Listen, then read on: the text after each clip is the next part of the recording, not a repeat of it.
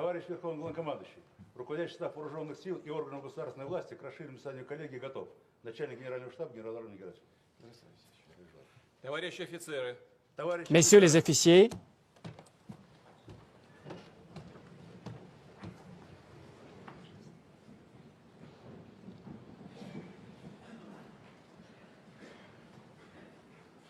Уважаемые товарищи, chers camarades, aujourd'hui on se réunit lors du collège annuel du ministère de la Défense pendant la période très responsable où nous voyons le déroulement de l'opération militaire spéciale qui continue. Vu l'expérience de combat accumulée, nous allons discuter des actes de développement de l'armée et de la flotte.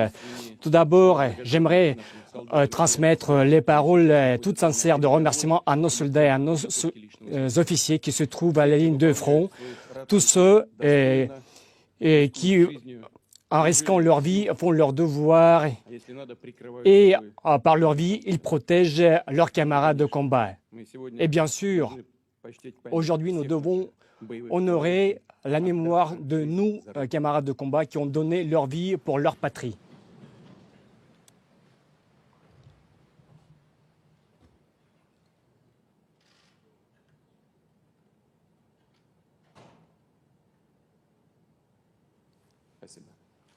Merci.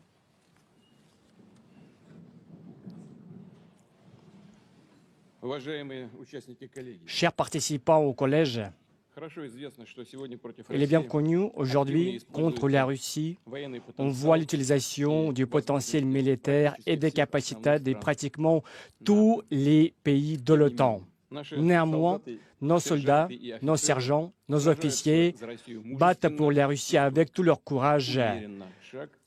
Fermement, pas à pas, ils font la résolution des tâches posées et bien sûr, ces missions seront accomplies sur tous les territoires de la Fédération de Russie, y compris ces nouveaux territoires. Nous allons assurer la vie sécurisée de tous nos citoyens.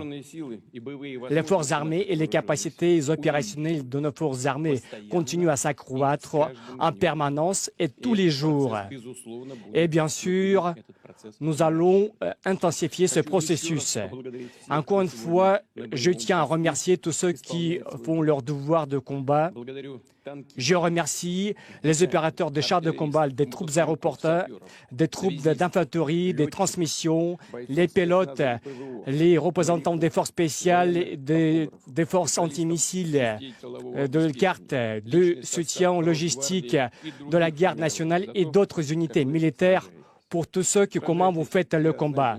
Parce que je ne veux pas avoir peur de comparer, parce qu'il ne s'agit pas des paroles épiques, parce que comme de vrais héros de la guerre nationale de 1812 et de la Deuxième Guerre mondiale. Surtout, j'aimerais remercier les médecins militaires qui, très souvent, en risquant leur vie, sauvent les vies de nos soldats. Et surtout, les médecins militaires et civils et aussi les constructeurs qui font tout pour remettre à niveau l'infrastructure dans les régions de l'opération, surtout pour la restauration des objets et des installations civiles.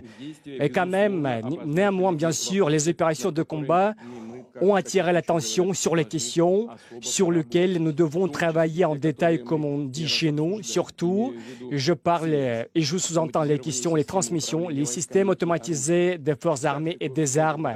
Je parle de la tactique de la lutte contre batterie, de désignation de cibles et d'autres. Il s'agit d'une expérience de combat que nous devons et nous allons utiliser au cours de la construction future et du développement des forces armées. Aujourd'hui, notre mission est de mettre en œuvre toutes les mesures nécessaires pour renouveler et améliorer les forces armées. Et surtout, j'aimerais attirer votre attention sur les points suivants. Toute l'information sur les forces armées otaniennes et les moyens qui sont utilisés pour faire face à nous au cours de l'opération militaire spéciale sont très bien connus pour nous. Vous les savez tous. Tout est disponible et tous ces éléments doivent être étudiés minutieusement dans le but de la construction de nos forces armées militaires pour intensifier nos capacités de combat de nos forces armées et de nos services spéciaux. Et nos unités militaires ont acquis une expérience énorme opérationnelle au cours de cette opération militaire spéciale. Et la mission du ministère de la Défense et de l'État-major est d'analyser cette expérience et de l'inclure dans les plans et les projets de formation de l'instruction des soldats et des forces armées, et surtout pour assurer la livraison de matériel dans les forces armées. Et surtout, la pratique et l'expérience qui ont été accumulées par nos forces armées en Syrie doivent servir et devenir la base pour l'amélioration sérieuse de nos capacités opérationnelles au cours de l'instruction et des exercices à tous les niveaux. À leur tour, les sergents et les officiers qui manifestaient leurs compétences en priorité doivent occuper les nouveaux postes de commandement, doivent servir de la première réserve de cadres, y compris au niveau de l'Académie de l'État-major général des forces armées russes. En deuxième lieu, j'attire l'attention du gouvernement et du ministère de la Défense et d'autres agences au besoin de travailler en contact très étroit dans le cadre des infrastructures et structures créées nouvellement, comme le Conseil de coordination, y compris les chefs des régions russes et les représentants du complexe militaire industriel. J'attends aussi que nos instructeurs et nos ingénieurs continuent leur pratique de visite de la ligne de front. J'aimerais les remercier parce qu'ils visitent régulièrement et ils ajustent le fonctionnement de leur matériel. Et j'espère que cette pratique se poursuive pour que les performances du matériel soient vérifiées dans les conditions opérationnelles, dans le but d'assurer leur perfectionnement ultérieur. Dans l'ensemble, il faut assurer le travail avec les ministères et les agences impliquées. Nous voyons qu'il y a des travaux brillants, mais les éléments qui doivent être ajustés, parce que tout cela s'est vu par les ingénieurs, par les scientifiques, et toute cette machine, toute cette structure fonctionne. Et quand j'ai déjà dit que nous continuerons à perfectionner nos matériels, j'ai sous-entend aussi ce processus.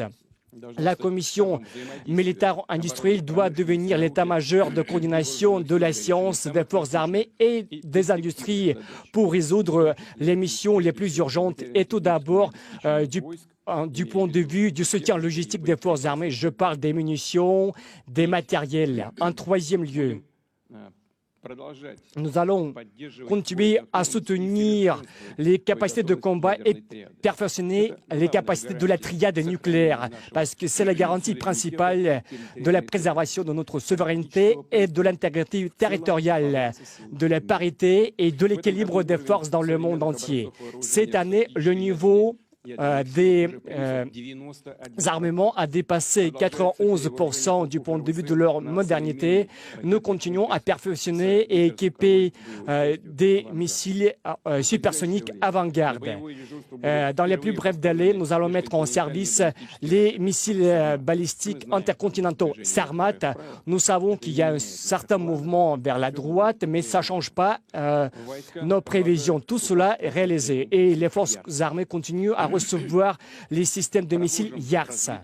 Nous allons continuer à développer les systèmes uniques qui n'ont pas d'équivalent dans le monde entier, comme des systèmes supersoniques de missiles. Et début janvier l'année prochaine, nous allons mettre en service opérationnel la frégate de l'amiral de l'Union soviétique Gorchkov, qui sera équipée du système le plus nouveau, qui n'a pas d'équivalent dans le monde entier, de positionnement maritime comme le système de missiles Tsirkon. Nous allons continuer à équiper nos forces armées des armements les plus modernes et les plus avancés. Je tiens à rappeler que tous les projets seront accomplis. Ensuite, c'est très important d'améliorer les capacités de nos forces spatiales, y compris des chasseurs et des avions de bombardement du point de vue du système de leur gestion. En plus, nous devons perfectionner les capacités des les drones, y compris les capacités de reconnaissance et de bombardement, y compris les moyens de leur utilisation. Parce que l'expérience de l'opération militaire spéciale a démontré que les drones sont largement utilisés et ils doivent devenir disponibles au niveau des compagnies, bataillons, régiments, pour détecter les cibles le plus vite possible et transmettre l'information pour faire des trappes en temps réel. Et les drones doivent être reliés entre eux et intégrés dans le système de reconnaissance uni et posséder des voies de communication sécurisées avec l'état-major et le commandant pour transmettre l'information. Et cette information doit être disponible chez tous les soldats. Nous devons avancer dans ce but. Il faut que ce soit réalisé pratiquement dans les plus brefs délais. J'aimerais vous demander à attirer votre attention à ce fait-là, surtout pendant l'équipement des soldats, des moyens personnels. Il n'y a pas de petits détails sur le champ de combat. Surtout, nous devons faire attention particulière et je sais que le ministère de la Défense s'en occupe, mais je tiens à souligner, je parle des trousses, de l'uniforme, des chaussures, des gilets pare-balles, des casques.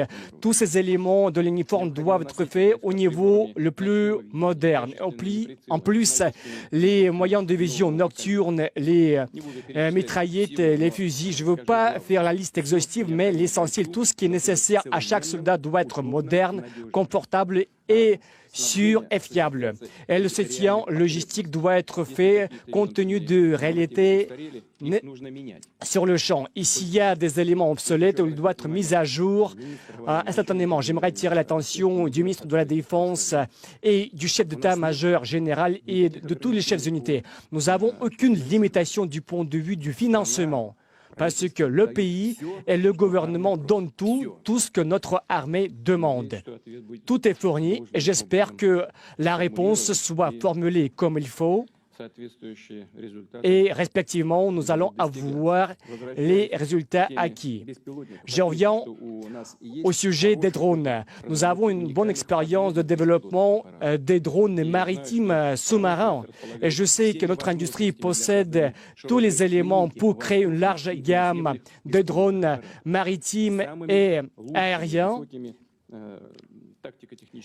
qui puissent présenter les performances les plus sophistiquées, y compris de l'intelligence artificielle. En plus, nous devons étudier les possibilités d'équiper des moyens d'attaque. En cinquième lieu, nous devons perfectionner les systèmes de transmission et de commandement pour assurer la stabilité et la gestion des forces armées dans toutes les conditions possibles. Nous devons impliquer les technologies de l'intelligence artificielle à tous les niveaux de prise de décision.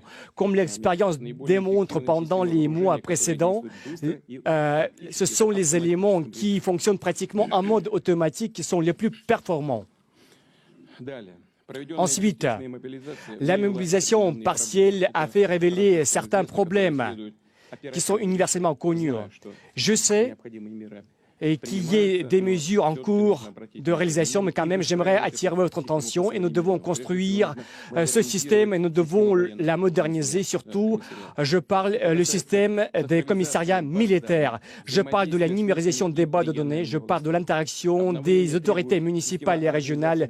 Nous devons améliorer le système de défense civile et territoriale et pour interagir les représentants de l'industrie. En plus, nous devons améliorer le système d'accumulation des matériels, des munitions et des ressources matérielles pour le déploiement des unités militaires dans le cadre de la mobilisation. Comme il est connu, dans le cadre de la mobilisation, nous avons attiré 300 000 personnes dont la partie se trouve déjà dans la zone des hostilités et comme le ministre de la Défense et le chef de l'état-major général ont déjà rapporté, 150 000 personnes se trouvent déjà sur les polygones. C'est une réserve suffisante pour mener l'opération. En plus, nous avons la moitié qui sert de la réserve opérationnelle qui est suffisante.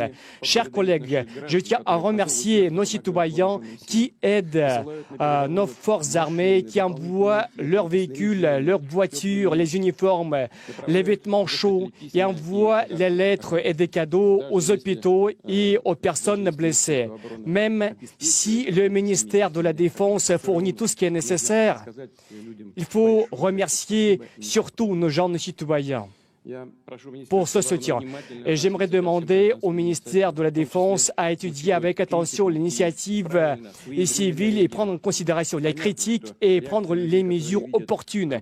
Il est évident que nos gens voient certains problèmes, bien sûr, qu'ils puissent apparaître dans ce travail complexe et cette réaction pourrait être pleine d'émotions, mais quand même nous devons écouter tout le monde qui parle des problèmes et qui surtout faire leur contribution dans leur résolution.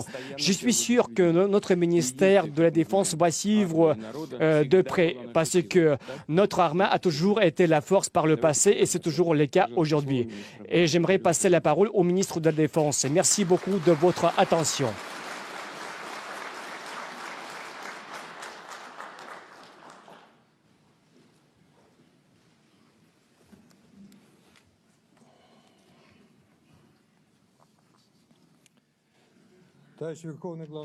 Monsieur le commandant en chef, je commence le rapport par l'opération militaire spéciale. Aujourd'hui, en Ukraine, nous luttons contre les forces unifiées de l'Occident. Les États-Unis et leurs alliés pompent des armes dans le régime de Kiev, entraînent les militaires, donnent des informations, envoient des conseillers et des mercenaires et mènent une guerre informationnelle et celle des sanctions contre nous.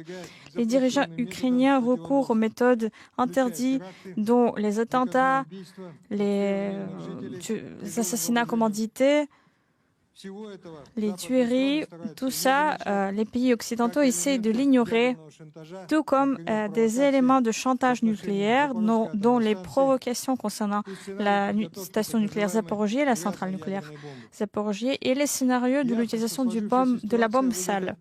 La situation actuelle profite avant tout aux États-Unis qui cherchent à l'utiliser pour garder leur domination totale et pour affaiblir d'autres pays, notamment leurs alliés en Europe.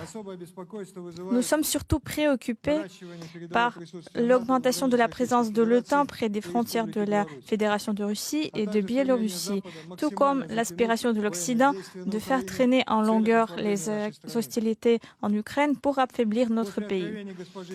Après ce qui a été dit par Mme Merkel concernant les vrais objectifs des accords de Minsk, il est évident pour tout le monde que ce n'est pas la Russie qui est la source de ce conflit en Ukraine. La raison, c'est le coup d'État financé par l'Occident qui a eu lieu en Ukraine en 2014, qui a mis au pouvoir les forces anti-russes et a divisé les peuples fraternels. Ceci a provoqué un affrontement militaire dans le Donbass. Nous menons des activités pour sauver la population du génocide et de la terreur. Nous sommes prêts à avoir des négociations constructives. Les forces russes continuent de lutter contre les objectifs militaires, de porter des frappes de haute précision. Les entreprises, sur les entreprises de la défense et les sites énergétiques qui sont liés avec ces entreprises. Nous détruisons les chaînes de livraison des armements étrangers pour réduire le potentiel militaire de l'Ukraine. Nous prenons des mesures pour éviter les pertes auprès de la population civile. Suite à cela, les forces armées de l'Ukraine ont connu de graves pertes, dont les pertes du matériel militaire. Et là, beaucoup ont été détruits.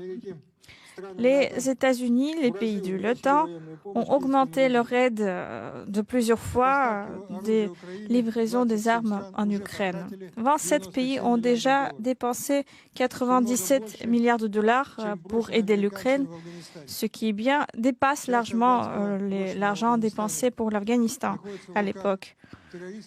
Les armes envoyées en Afghanistan se trouvent entre les mains des terroristes et sont réparties dans le monde.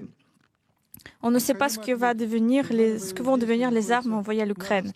Je vous rappelle que les officiers de l'OTAN, les artilleristes et d'autres spécialistes se trouvent dans les zones des activités militaires. Des drones américains et otaniens sont utilisés, dont plus de 70 sont militaires ou à double fin. Les États-Unis et leurs alliés effectuent une influence informationnelle et psychologique sur la Russie et nos alliés. Nous avons compris ce que représente la dite presse libre de l'Occident qui, chaque jour, sur l'ordre de Washington, publie des milliers de fakes concernant les événements qui ont lieu en Ukraine. Des centaines d'agences de TV ou de presse fonctionnent pour faire cela. Le comble du cynisme, c'est le silence total des médias occidentaux concernant les crimes militaires des Ukrainiens, des forces armées ukrainiennes. Dans le même temps, ils défendent le régime criminel des néo-nazis. Les méthodes terroristes des forces armées ukrainiennes sont perçues comme la défense légitime ou se font passer pour les activités des militaires russes. Les nazis ukrainiens fusillent chaque jour ceux qui ne veulent pas effectuer leur tâche de combat. Pour stabiliser la situation, défendre le nouveau territoire et effectuer des activités, nous avons dû augmenter nos groupes de forces armées. Dans cet objectif-là, nous avons effectué une mobilisation partielle qui a montré à quel point la société russe était déjà mûre et grandie en quelque sorte. Nous n'avons pas eu ce genre d'activité depuis la Seconde Guerre mondiale. Le système, comme il s'est avéré ne pas être tout à fait adapté à la situation économique actuelle. Avec le début de la mobilisation partielle, nous avons eu des difficultés de convocation des citoyens qui sont en réserve. Nous avons dû corriger ces défauts pendant le processus. Nous avons dû apporter des amendements dans les structures des agences militaires, des unités. Nous avons dû prendre des mesures pour perfectionner toutes sortes de moyens d'information. Les événements de la mobilisation partielle ont été effectués en du temps. 300 personnes ont été convoquées. Un rôle important a été joué par le travail consolidé des autorités fédérales de notre pays. Je voudrais également évoquer la position très ferme de nos citoyens. Beaucoup de personnes ont voulu être volontaires. Plus de 830 000 personnes qui travaillent dans le domaine de la défense apportent leur contribution, tout comme les citoyens dans d'autres domaines qui assurent la viabilité dans divers secteurs de notre pays. Grâce aux décisions de notre commandant en chef, les citoyens mobilisés touchent les mêmes privilèges que les militaires qui font leur service dans le cadre d'un contrat. Une préparation pour les hostilités, les formations sont effectuées dans le cadre des unités. Une charge importante incombe aux autorités politiques et militaires. Ceci confirme que la décision de les créer a été justifiée. Dans le même temps, il reste beaucoup de choses à faire pour qu'ils assurent pleinement la formation de l'effectif pour effectuer les tâches de combat. La mobilisation partielle a augmenté la mobilité de nos actions. Les forces militaires ont libéré le territoire 5 fois plus grand que celui qui était occupé par les républiques de Donetsk et de Lugansk avant. Les territoires ont été libérés des nazis. Je pense à la ville de Mariupol qui avait été transformée en centre des nazis. Grâce aux activités réussies des activités de nos militaires, plus de 4000 combattants ont été neutralisés. 2500 ont déposé leurs armes et se sont rendus. La vie paisible reprend son cours. Aujourd'hui, des ports de Berdiansk et de Mariupol fonctionnent normalement. Nous entendons assurer le fonctionnement des services des chantiers navaux et d'autres services. La mer d'Azov est redevenue la mer intérieure de la Russie, comme c'était le cas pendant 300 ans de cette histoire. Nous avons repris l'itinéraire avec la Crimée et les chemins ferroviaires avec le Donbass ont repris le fonctionnement. Des frais sont envoyés à Mariupol, à Berdiansk et à d'autres localités libérées. Le contrôle sur le canal du nord de la Crimée a permis d'assurer l'approvisionnement en eau de la région qui était dû à un blocus énergétique. Les militaires russes font preuve de courage, de fermeté et de l'abnégation. Plus de 100 000 personnes ont eu des décorations, dont plusieurs ont été nommés héros de la Fédération de Russie. Depuis le début de l'opération militaire spéciale, plus de 250 000 militaires ont eu une expérience de combat. Aujourd'hui, les forces armées russes participent activement à la reprise de la vie normale sur les territoires libérés. Plus de 27 000 hectares de territoires ont été déminés. À Mariupol, 12 immeubles ont été construits. Encore 6 sont en train d'être construits.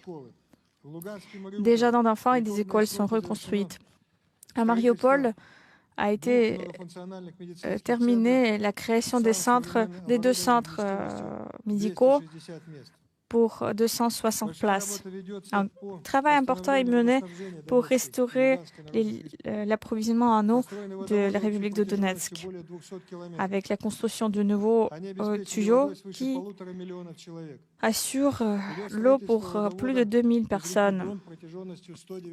Un autre tuyau est construit à partir de la rivière de Don, du fleuve Don, qui va assurer l'approvisionnement en eau du Donetsk.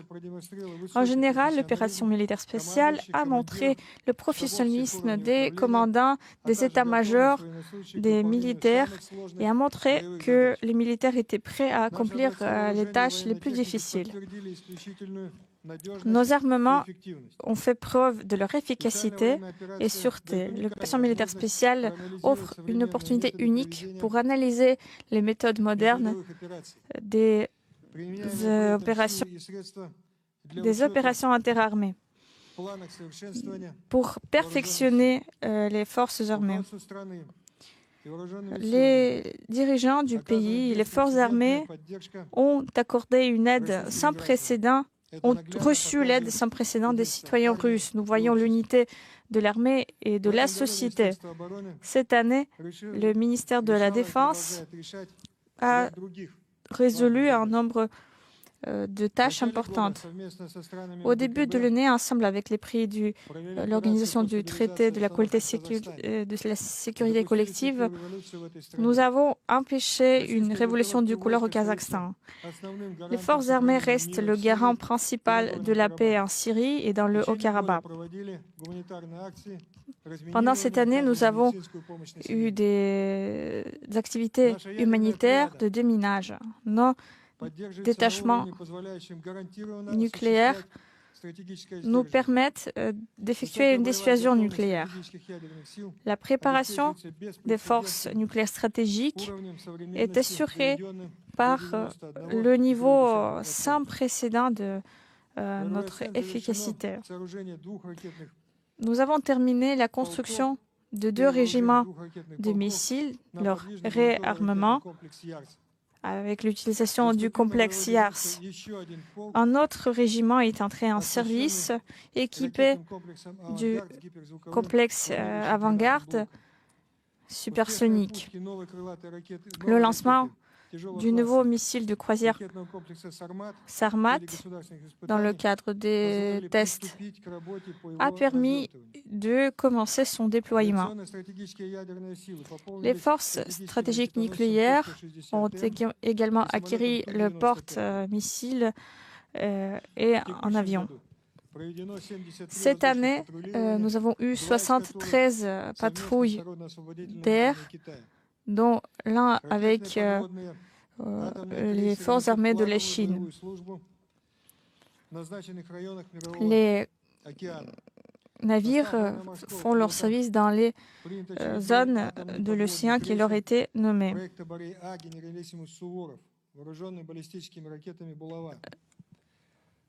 Nous avons poursuivi le développement de nos diverses armes des armements des forces spatiales.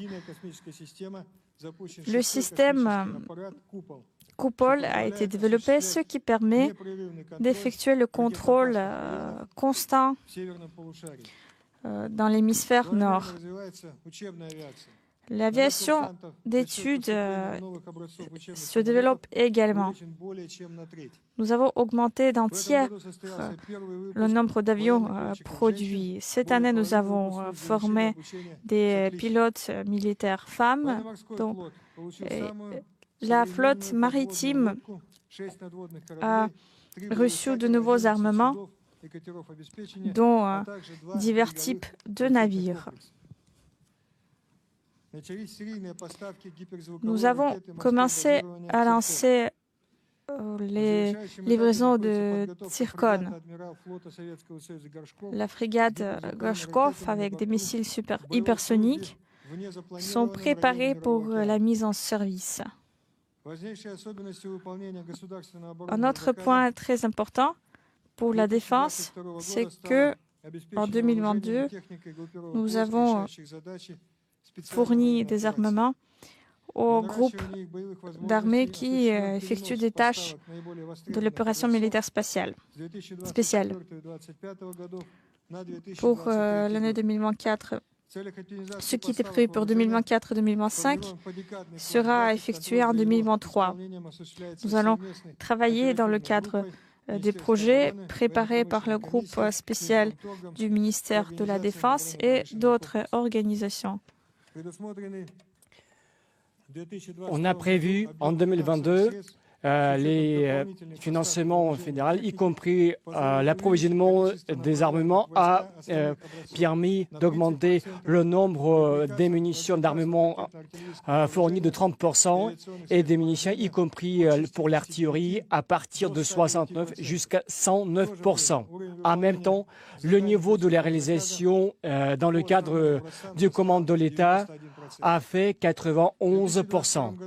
En 2022, nous avons réalisé toutes les mesures prévues, tous les événements pour l'amélioration de l'efficacité opérationnelle, y compris les exercices. Au début de l'année, nous avons réalisé les événements de grande échelle au cours desquels nous avons travaillé l'interaction et la réponse aux menaces dans l'océan à la Russie. Et en résultat, ce sont les exercices d'état-major Vostok 2022 qui ont eu lieu, qui a fait participer plus de 50 000 personnes des forces armées de 14 États étrangers. La particularité de ces exercices, c'est la mise en place d'un groupement international des unités pour résoudre les missions communes. Les exercices ont démontré la capacité des groupements interarmés de résoudre avec une grande efficacité les tâches et assurer la sécurité régionale. Les forces nucléaires stratégiques au cours de ces exercices ont bien démontré leur capacité pour faire une frappe nucléaire massive en réponse à l'attaque par l'adversaire par une arme de destruction massive. Et dans les régions est de l'Arctique, sur la péninsule Kochitka, nous avons réalisé les événements d'exercice et les études et certains programmes d'études. Tous les spécimens d'armement ont démontré leur performance dans les conditions arctiques. Et malgré les tentatives de l'Occident collectif d'isoler la Russie, nous continuons à élargir la géographie de la présence de la coopération militaire et militaro-technique. Et le ministère de la Défense de la Fédération de Russie continue à développer les relations avec 109 organisations États de l'Amérique latine, de l'Afrique et de l'Asie. Nous avons organisé 350 événements de grande échelle et les Jeux des armées ont servi d'un très grand événement de la coopération avec les forces armées étrangères, avec la participation de 55 000 personnes de 34 pays et plus de 3 millions de visiteurs ont assisté à ces Jeux. Pendant 8 ans de ces Jeux, nous avons modernisé 80 chars d'instruction dont l'infrastructure est utilisée pour former ces unités. Dans le but d'intensifier la coopération militaire technique, a été favorisé le forum international annuel L'Armée qui a été visité par les délégations de 55 pays étrangers avec plus de 2 millions de visiteurs. Au cours de ce forum, nous avons conclu 36 contrats d'État avec les industries pour un montant total de 25 milliards de roubles. Parce que ce forum, c'est un projet qui, grâce à ses indicateurs, dépasse les expositions similaires du monde entier. En août dernier, nous avons organisé la 10e conférence de Moscou sur la sécurité internationale qui a été assistée par plus de 700 délégations de 90 pays étrangers. Parce que c'est un événement politique qui a été assisté à un niveau supérieur dans le monde entier. Nous avons réalisé pour la première fois le congrès anti-nazi qui a été assisté par les représentants du grand public et les anciens combattants de la Deuxième Guerre mondiale, 9 délégations étrangères et aussi les attachés militaires de 29 pays. Et les participants à ce forum, bien sûr, ont condamné les manifestations de nazis, de chauvinisme dans le monde contemporain. Le congrès est prévu d'être tenu sur une base annuelle et notre école militaire est considérée comme l'une des meilleures dans le monde entier et les écoles militaires, notre ministère assure la formation des étudiants militaires ressortissants de 55 États étrangers. À partir du 1er septembre 2023, les écoles militaires du ministère de la Défense seront complétées par l'école militaire de niveau supérieur de Donetsk. Nous continuons à développer le réseau des écoles militaires du ministère de la Défense. Vers le 1er septembre de l'année prochaine, nous allons ouvrir une nouvelle école Suvorov à Irkoutsk et en commun avec les organismes et les autorités, nous avons organisé le programme visant à créer l'agence fédérale pour assurer le travail avec les anciens combattants pour améliorer le système de protection civile des anciens combattants. J'aimerais vous remercier, Votre Excellence, Monsieur le Président, pour le soutien de cette initiative. Les conditions de logement ont été résolues pour 49 000 familles et 109 000 personnes ont bénéficié des subventions pour la location de leurs appartements. On continue à développer l'infrastructure de la médecine militaire et grâce aux mesures de prévention, le niveau de maladies dans les forces armées s'est réduit d'une fois et demie. Le nombre des organismes militaires de médecine qui assurent le soutien a été multiplié de 3 fois et les experts qui fournissent les prestations ont doublé le nombre de prestations. Et les patients qui ont bénéficié de ce soutien a fait plus de 28 000 personnes. Surtout, les médecins militaires qui ont bien démontré leurs compétences au cours de l'opération militaire spéciale, parce que le premier soutien médical est fourni pendant les premières 10 minutes. Ensuite, les blessés sont fournis dans une heure qui viennent dans les hôpitaux et après dans le jour qui vient. Et le niveau de mortalité a fait plus de 0,5%. C'est l'indicateur le plus bas pour toute l'histoire de la médecine militaire. Et compte tenu de votre ordre, nous avons commencé à réaliser le programme de modernisation de la santé militaire jusqu'à l'horizon de 2030 qui prévoit l'inauguration de l'hôpital pour 150 personnes. Nous construisons 49 hôpitaux à Ryazan, à Bryansk, à Sakhalin, à Belgorod, à Kaspisk, à Sébastopol, à Virmyrny et Vladikavkaz. Une station balnéaire sur la péninsule Kamtchatka, nous avons fini la construction d'une station et de centres balnéaires. Le ministère russe de la Défense a organisé la lutte contre l'infection à coronavirus. Au cours de la 6e vague, nous avons prévenu l'explosion En ce qui concerne le BTP, tous les projets ont été réalisés. Nous avons construit plus de 3000 bâtiments et installations. Nous avons attaché l'attention particulière dans la construction de l'infrastructure pour les forces nucléaires stratégiques. Et cette année, nous en avons construit plus de 650 objets de haute technologie aussi pour assurer l'emplacement des systèmes missiles avant-garde, YARS et Sarmat. Dans la marine du Nord, nous continuons à développer l'infrastructure sociale à la localité Gadjev et au pont de stationnement de la mer Caspienne. Nous avons mis en service le front long de 1154 mètres. Nous avons fini la construction de notre quai. Et au cours du système de développement de l'aviation pour les forces armées sur 15 aérodromes militaires, nous avons reconstruit l'infrastructure pour assurer la cohésion avec tous les spécimens les plus modernes de l'aviation. Nous avons continué à développer les cités militaires. Nous avons achevé la construction de 625 bâtiments, y compris les casernes. Compte tenu de votre ordre, nous continuons la construction par les forces de chemin de fer dans la région Caspique. Nous avons réalisé plus de 3 millions de mètres cubes qui fait environ plus de 50% des indicateurs prévus. Le ministère de la Défense a réalisé les grands événements patriotiques. Nous avons organisé les défilés militaires dans 28 villes russes, y compris le défilé de la Marine nationale. Compte tenu de votre ordre, nous avons établi le monument Saour Mogila et la flamme éternelle continue à brûler sur la colline. Nous continuons à former notre jeunesse, dont le noyau, c'est les jeunes militaires qui a regroupé toutes les régions Russie et plus de 1 250 000 adolescents et enfants ont été regroupés. En coopération avec les autorités des régions russes, nous avons continué le travail pour développer le réseau des centres de formation patriotique avant-garde.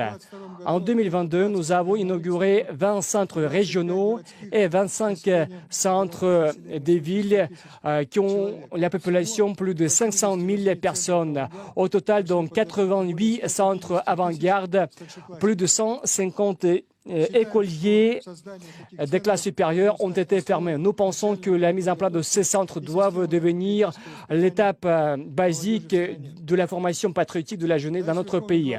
Monsieur le commandant en chef suprême, dans l'ensemble, toutes les missions prévues pour 2022 ont été accomplies par les forces armées et les capacités opérationnelles ont été accrues de 13%. Nous avons assuré le niveau nécessaire pour garantir la protection et l'aptitude à la défense de notre pays. Les mesures pour renforcer la sécurité de la Fédération de Russie. Compte tenu de l'aspiration de l'OTAN, intensifier le potentiel à côté des frontières russes et élargir l'alliance du traité de l'Atlantique du Nord compte tenu de l'inclusion de la Suède, de la Finlande. Il faut entreprendre des mesures et prévoir un groupement militaire au sud-ouest de la Russie. Et pendant l'équipement des forces armées, nous devons intensifier et augmenter l'âge de recrutement des jeunes Russes à partir de 18 ans jusqu'à 20 ans et la durée maximum dans le service militaire est de 30 ans.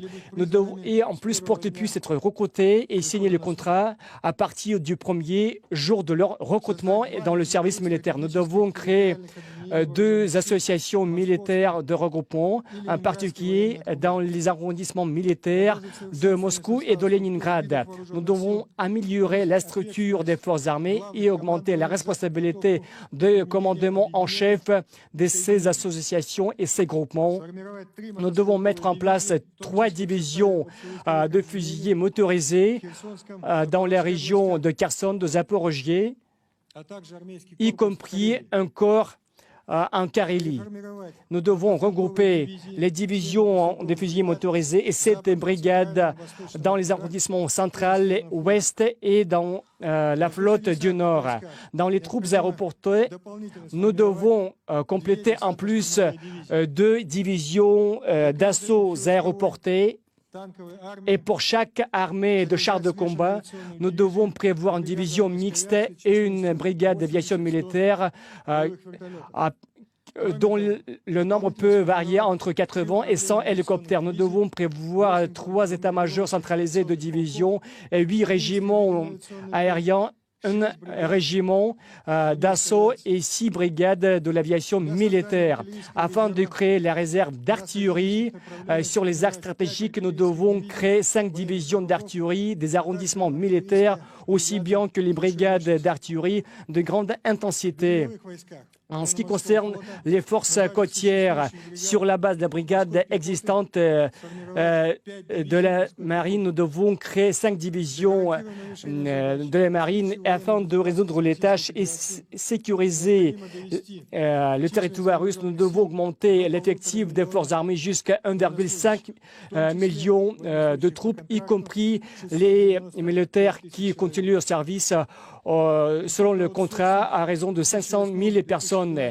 Et le passage à la sous-traitance de certaines prestations entre 2008 et 2012 a pratiquement détruit certains organismes de gestion militaire qui a fait dégrader le soutien logistique.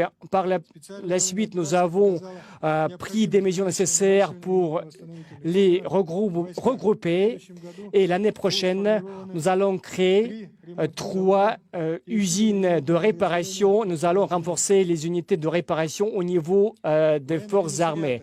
Les commissariats militaires, nous devons prévoir le service civil avec l'augmentation des effectifs et le nombre des postes militaires. Et nous devons finaliser la transformation numérique des commissariats.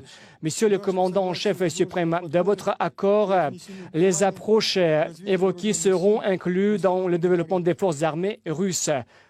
Dans les modalités prévues, les missions prioritaires pour 2023, c'est la poursuite de l'opération militaire spéciale jusqu'à résultat à atteindre final pour garantir aussi la paix dans la région du Haut-Karabakh et en Syrie. Nous devons réaliser tous les événements et aussi les mesures de la formation compte tenu des menaces qui continuent à s'élargir de la part de l'OTAN. Nous devons réaliser les événements et les exercices comme Vostok 2023. Nous devons mettre en service dans les forces des unités stratégiques 23 installations équipées des systèmes YARS Avant-Garde et Sarmat.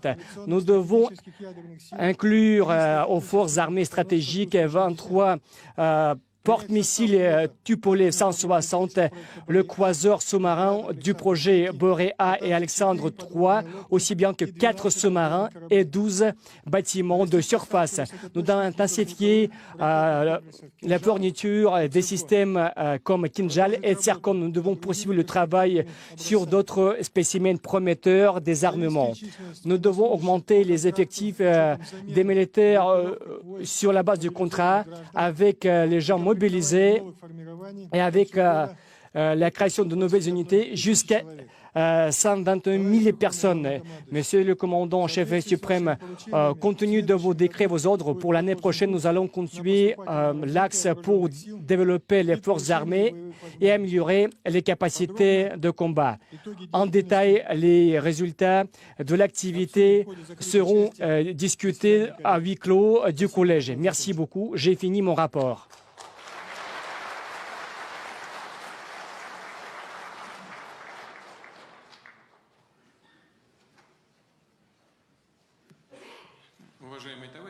Chers camarades, par tradition, en conclusion, je vais dire quelques mots. Ce seront les gens génériques, mais quand même qui représentent l'intérêt pour nous tous. Dans tous les cas, je pense que tout ce que je vais dire représente l'intérêt pour tout le monde, compte tenu de la situation actuelle. J'ai déjà dit à plusieurs reprises et déjà écrit dans mes articles par le passé, nos adversaires stratégiques ont le but de désintégrer et de fragiliser notre pays. Au cours des siècles, rien de nouveau là-dedans.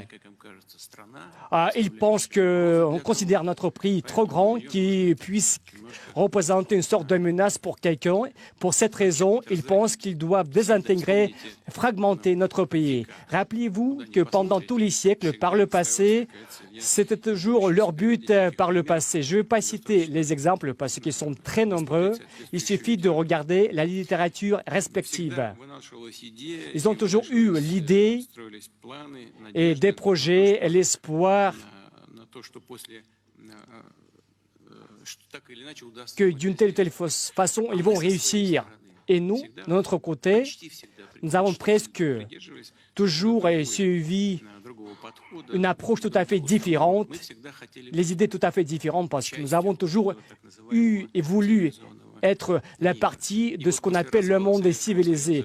Et après la chute de l'Union soviétique, que nous avons permis par nos propres mains, nous avons eu l'impression que le jour à l'autre, nous allons devenir une partie de ce qu'on appelle le monde des civilisés. Et comme il s'est avéré, ils ne nous ont pas attendus là-bas, malgré toutes nos tentatives, malgré tous nos efforts.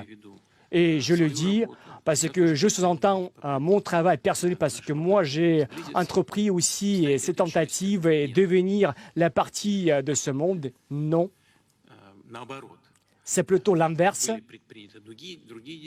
Ils ont entrepris d'autres actions compte tenu des terroristes internationaux dans la région du Caucase du Nord pour tuer la Russie, pour faire chuter la Fédération de Russie, renouvellement apparu.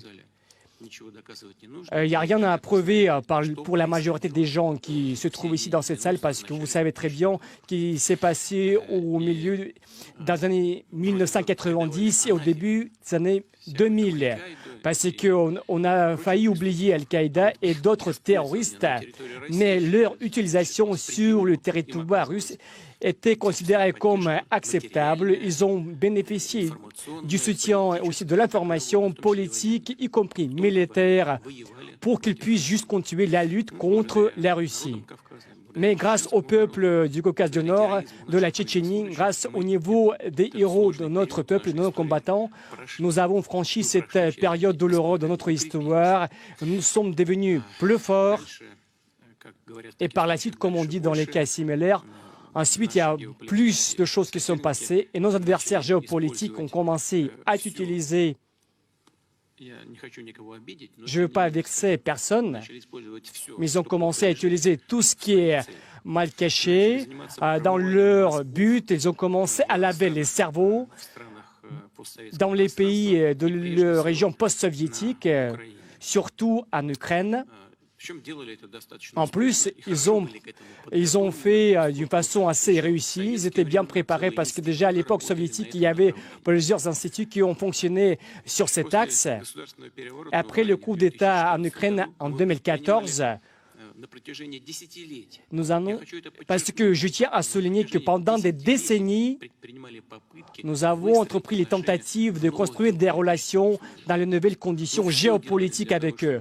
Nous avons tout fait pour construire les conditions non seulement de bon voisinage, mais plutôt des conditions fraternelles dans les nouvelles conditions géostratégiques. Nous avons fourni des ressources énergétiques, nous avons fourni des crédits pendant plusieurs années. Mais rien n'a marché. Je tiens à rappeler que pendant la période de désintégration de l'Union soviétique, l'Ukraine, quand elle a quitté l'Union soviétique dans sa déclaration de l'indépendance, je pense que les leaders de la Russie à l'époque, ils pensaient et ils considèrent de la même façon, c'était bien écrit que l'Ukraine était un État neutre. Dans l'ensemble, on peut comprendre les dirigeants du pays dans les conditions contemporaines. À l'époque, ils ne voyaient pas de menace parce que c'était considéré comme un État neutre, un peuple fraternel avec les mêmes valeurs culturelles de l'histoire. Ils ne voyaient pas de menace. Mais quand même, l'adversaire a manifesté son efficacité, toute sa fermeté. Toutes nos actions visant à construire ces relations que nous voulions avoir, parce que nous avons eu cet espoir, n'étaient pas efficaces et finalement n'ont pas réussi à garantir le but voulu. Et je tiens à souligner, ils n'ont rien à nous rapprocher. Je le dis avec toute ma responsabilité. Vous connaissez très bien ma position. Nous avons considéré le peuple ukrainien comme le peuple fraternel et je le pense aussi maintenant. Et tout ce qui se passe, évidemment, c'est notre tragédie commune, mais il n'est pas le résultat de notre politique. C'est l'inverse. C'est le résultat de la politique des autres États, des États tiers qui ont toujours voulu désintégrer le monde russe. Et ils ont déjà fait remonter à ce niveau sur lequel nous nous trouvons. Donc, après le coup d'État de 2014, je ne veux pas parler des raisons de ce coup d'État, je vais juste dire que c'est inacceptable. Je tiens à rappeler qu'en 2014, en février 2014, 3 ministres des Affaires étrangères des États européens, de la Pologne, de la France, de l'Allemagne, sont venus à Kiev et ont signé eux-mêmes, personnellement, en tant que garant du traité entre les représentants de l'opposition et des pouvoirs en vigueur. Quelques jours après, c'est un coup d'État. Tout le monde a oublié ces garanties comme s'ils n'avaient jamais existé. Mais qu'est-ce qu'il fallait dire? Chers amis, nous sommes garants. Nous sommes les grandes puissances européennes. Nous vous demandons à revenir devant la table de négociation, vous présenter au cours des élections et grâce aux procédures politiques résoudre les missions. Parce que tout le monde comprenait très bien que malgré si c'était bien ou mal, dans tous les cas, les pouvoirs en vigueur auraient pu perdre ces élections. En plus, le président en vigueur avait déjà accepté toutes les demandes de l'opposition. Et quand je demande nos soi-disant collègues pourquoi est-ce que vous avez tout fait pour que ça puisse aboutir par un coup d'État, ils nous ont dit on n'a pas de réponse, ça s'est passé comme ça. On nous a laissé comprendre qu'aucune force pro-russe, aucun homme politique, aucun journaliste représentant de l'opinion publique qui osait très haut en soulignant l'importance des relations avec la Russie. Ils étaient directement tués dans les rues et tout le monde osait pour contredire. Et il est devenu clair qu'aucune chance pour restaurer les relations avec cette partie de notre pays commun, ce n'est pas possible. C'est pas du tout possible. En fait, c'était la pratique du terrorisme, de la terreur qui a été utilisée malhonnêtement. Et le lavage des cerveaux des Ukrainiens, l'utilisation de l'idéologie néo-nazie extrêmement extrémiste a abouti à ce résultat. Mais regardez ce qui s'est passé. En fait, ils ont commencé à glorifier ces néo-nazis en tant que héros nationaux. Oui, ce sont des nationalistes qui existent dans tous les pays, y compris le nôtre. Mais nous battons toutes les manifestations du nazisme et nous ne le faisons pas en tant que parti de la politique nationale, à l'opposé de ce qu'ils font en Ukraine. Et tout le monde là-bas ferme les yeux. Parce qu'ils parlent de la protection des intérêts nationaux, mais le fait qu'ils le font sur la base de l'idéologie néo-nazie, tout le monde garde le silence, tout le monde ferme les yeux, parce qu'ils utilisent les croix gammées, les swastikas dans les rues de la capitale. Pourquoi ça se passe comme ça? Parce que de la même façon, au milieu des années 1990 et 2000, les terroristes internationaux ont été utilisés dans la lutte contre la Russie.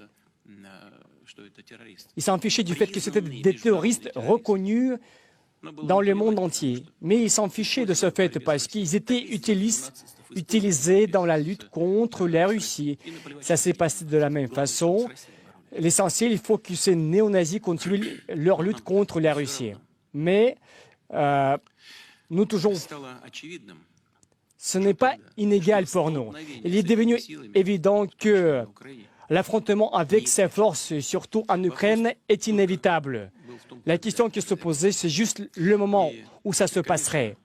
Et bien sûr, les hostilités, les opérations militaires sont toujours liées avec des tragédies et les pertes humaines. Nous le comprenons parfaitement bien, nous en tenons compte. Mais comme c'est inévitable, il vaut mieux le faire aujourd'hui que demain. Et je pense que tout le monde qui assiste ici dans cette salle comprend parfaitement bien ce que je sous-entends. Je parle de l'état de nos forces armées, de la disponibilité des spécimens, des armements et de matériel prometteurs qui n'existent pas dans d'autres États, ce qui crée une sorte de base solide pour nous. Nous connaissons nos avantages. Tout d'abord, la triade nucléaire, les forces aérospatiales, la marine nationale dans certains segments. Nous le connaissons très bien. Pour cette raison, nous les avons en état nécessaire. Et nous voyons que nous devons faire afin d'améliorer les capacités des forces armées, y compris de l'armée de terre, dans la lutte contre batterie, les forces de transmission. Tous ceux qui se trouvent ici, dans cette salle, comprennent ce que je dis et je suis sûr que vous êtes d'accord avec mes paroles. Mais je tiens à souligner quand même, nous, la Russie, et il n'y a pas beaucoup d'États comme nous, je ne parle même pas de nos voisins. Très bientôt, ils ne vont rien avoir. C'est juste à titre de contribution. C'est juste de petites aides qu'ils vont avoir. Chez nous, c'est l'inverse. Nous avons tout chez nous. Tout est disponible en Russie. Toutes les opportunités pour intensifier ce potentiel. Et bien sûr, nous allons le faire.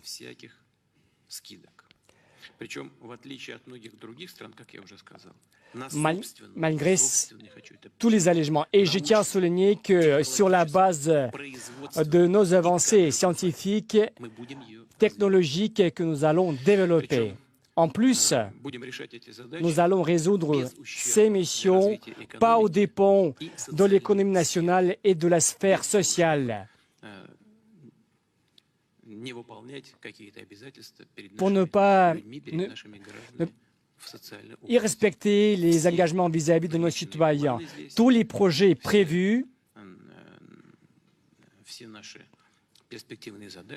toutes nos missions promettrices et tous les projets seront réalisés. Nous n'allons pas répéter les erreurs du passé ou aux intérêts d'amélioration des capacités de défense. Nous avons détruit notre économie nationale. Nous n'allons pas militariser le pays ou l'économie tout d'abord parce que les niveaux acquis de notre développement au jour d'aujourd'hui, la structure de notre économie nationale ne le nécessite pas parce que nous n'en avons pas besoin.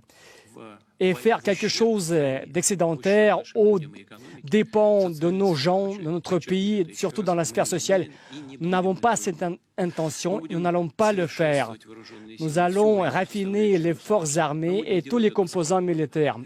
Calmement, dans une cadence normale et progressivement, nous allons résoudre les missions pour garantir la sécurité et la défense de notre pays, y compris pour atteindre les objectifs prévus pour l'opération militaire spéciale. Et je suis bien d'accord avec vos propositions compte tenu de l'amélioration de la structure des forces armées et je propose d'y revenir après la réunion du collège élargi.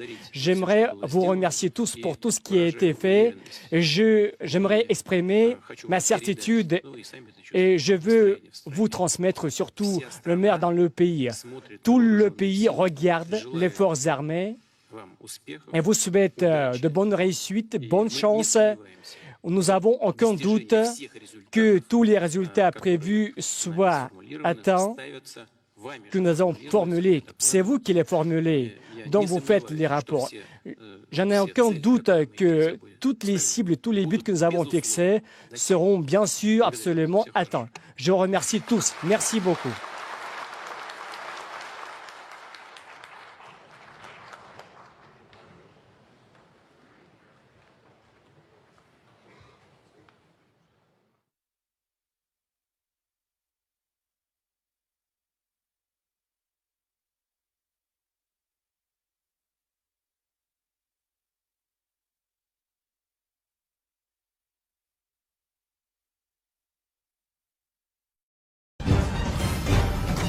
Afrique Média. Le monde, c'est nous.